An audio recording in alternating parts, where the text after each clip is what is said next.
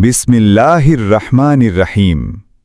প্রিয় শ্রোতা, আজ আমরা শুনব রাসূলুল্লাহ সাল্লাল্লাহু আলাইহি ওয়াসাল্লামের সর্বাধিক প্রিয় কন্যা, জান্নাতের নারীদের নেতা হযরত ফাতিমাতুজ জাহরা রাদিয়াল্লাহু আনহার জীবন কথা। জন্ম ও শৈশব।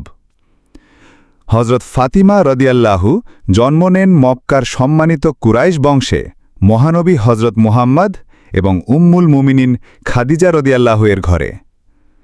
তার জন্ম হয়েছিল ৬০৫ খ্রিস্টাব্দে, নবুয়তের প্রায় ৫ বছর আগে। শৈশবকালে তিনি বাবার নবুয়তের দাওয়াত ও কাফেরদের নির্যাতন প্রত্যক্ষ করেন। যখন কাফেররা নবীজির ওপর উটের নাড়ি ভুড়ি ফেলে দিত বা তাকে অপমান করত, তখন ছোট্ট ফাতিমা বাবার পাশে এসে দাঁড়াতেন। তিনি বাবার চোখের পানি মুছে দিতেন, সান্ত্বনা দিতেন। এজন্য নবীজি তাকে ডাকতেন উম্মে আবিহা, অর্থাৎ বাবার মা। চরিত্র ও গুণাবলী।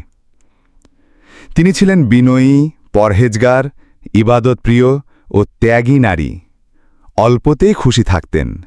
দুনিয়ার আড়ম্বর তার কাছে ছিল তুচ্ছ। দিনের পর দিন তিনি রুটি বানিয়ে স্বামী সন্তানদের খাওয়াতেন, নিজে অভুক্ত থাকতেন। রাতভর নামাজ পড়তেন, আল্লাহর কাছে কাঁদতেন। বিবাহ। মদিনায় হিজরতের পর হযরত আলী ইবনে আবু তালিব রাদিয়াল্লাহু তাকে বিয়ে করার প্রস্তাব দেন। রাসূলুল্লাহ সাল্লাল্লাহু আলাইহি ওয়াসাল্লাম প্রস্তাবে সম্মতি দেন। তার বিবাহ ছিল খুবই সাধারণ। যৌতুক হিসেবে দেয়া হয়েছিল একটি মাদুর, একটি পানির মশক আর কয়েকটি মাটির পাত্র। এই সংসারেই জন্ম নেন মহান সন্তানগণ ইমাম হাসান রাদিয়াল্লাহু, ইমাম হুসাইন রাদিয়াল্লাহু, উম্মে কুলসুম রাদিয়াল্লাহু ও জয়নাব রাদিয়াল্লাহু। রাসূল সাল্লাল্লাহু আলাইহি ওয়াসাল্লামের ভালোবাসা। রাসূলুল্লাহ সাল্লাল্লাহু আলাইহি ওয়াসাল্লাম ছিলেন তার প্রতি অত্যন্ত স্নেহশীল। তিনি বলেছিলেন, ফাতিমা আমার অংশবিশেষ, যে তাকে কষ্ট দিল সে আমাকে কষ্ট দিল।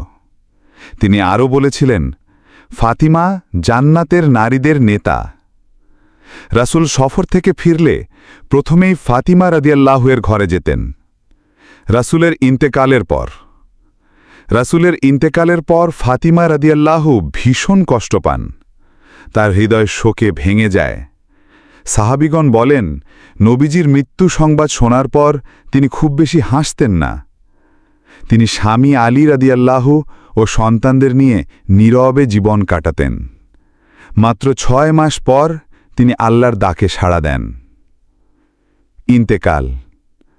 ৬৩২ খ্রিস্টাব্দে মাত্র ২৯ বছর বয়সে হযরত ফাতিমা রাদিয়াল্লাহু ইন্তেকাল করেন। তাকে মদিনার জান্নাতুল বাকি কবরস্থানে সমাহিত করা হয়। উপাধি ও মর্যাদা। আজ-জাহরা, পবিত্র, উজ্জ্বল।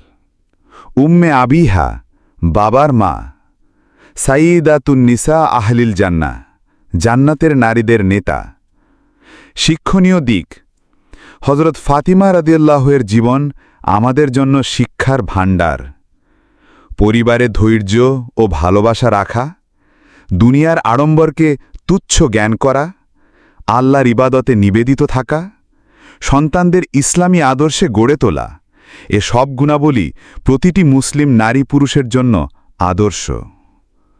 প্রিয় শ্রোতা, হযরত ফাতিমাতুজ জাহরা রাদিয়াল্লাহু ছিলেন রাসূল সাল্লাল্লাহু আলাইহি ওয়াসাল্লামের প্রিয় কন্যা, আল্লাহর প্রিয় বান্দি আর সমগ্র মুসলিম উম্মার জন্য এক চিরন্তন দিশারি। আল্লাহ আমাদের সবাইকে তার জীবনের শিক্ষা ধারণ করার তৌফিক দান করুন। আমিন।